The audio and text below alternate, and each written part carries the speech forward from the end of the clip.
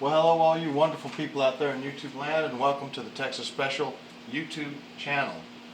For this HO scale product review, we're going to be taking a look at this Athearn Genesis 57-foot mechanical reefer.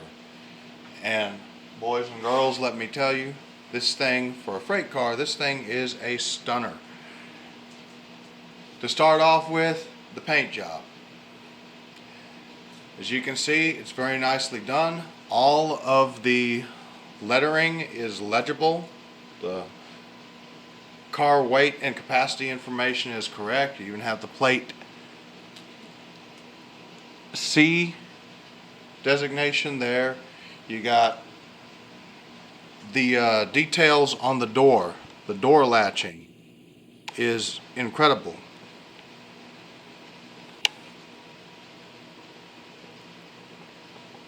All those bars and most of the latching mechanisms and the brackets are all freestanding and separately applied.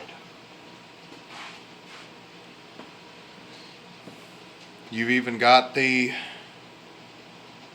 conspicuity strips along the sides of the underframe of the car. This grill here, this air intake grill, is a see-through metal grill. All of these ladders, these half-height ladders all the way around the car, are separately applied and freestanding. If we take a look at the B end of this thing, you can see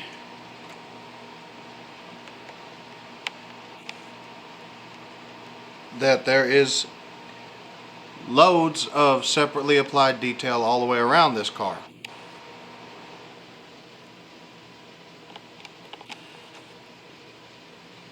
You've got the half-height ladders mounted in the correct spot. You have a separately applied uncoupling lever. You have a separately applied crossover walkway that is perforated to look like the slip-resistant tread. You have the separately applied handbrake wheel and brake apparatus, the chain and the rigging and whatnot right here. You have of course, Athearn's plastic operating magnetic knuckle coupler, which is, in my opinion, really the only drawback to this car.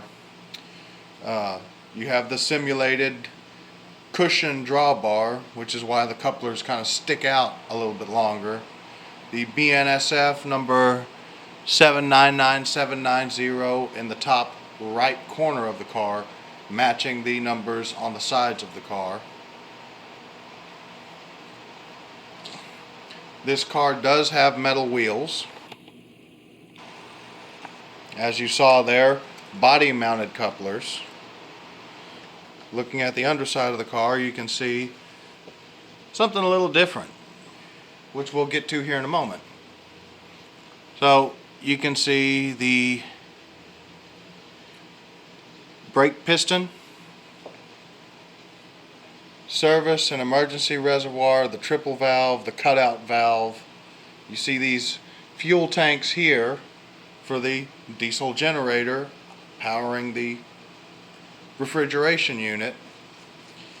And you'll also notice there's something a little extra on the trucks. These brass tabs here. This thing has sound, y'all. But I have not been able to get it to work on DC, so the sound only operates in DCC.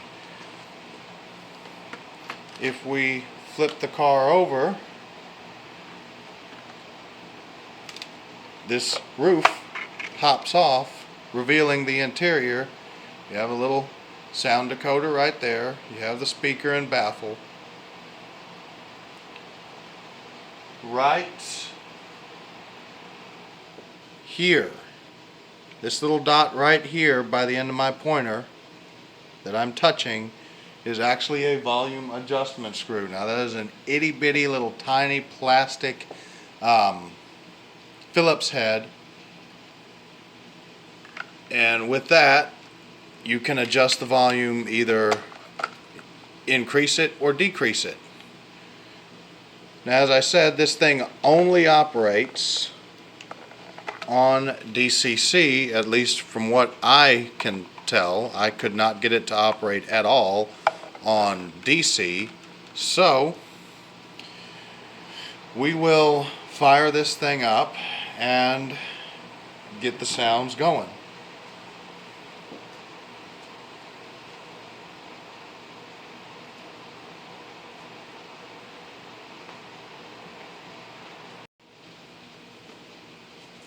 Alright, track is hot.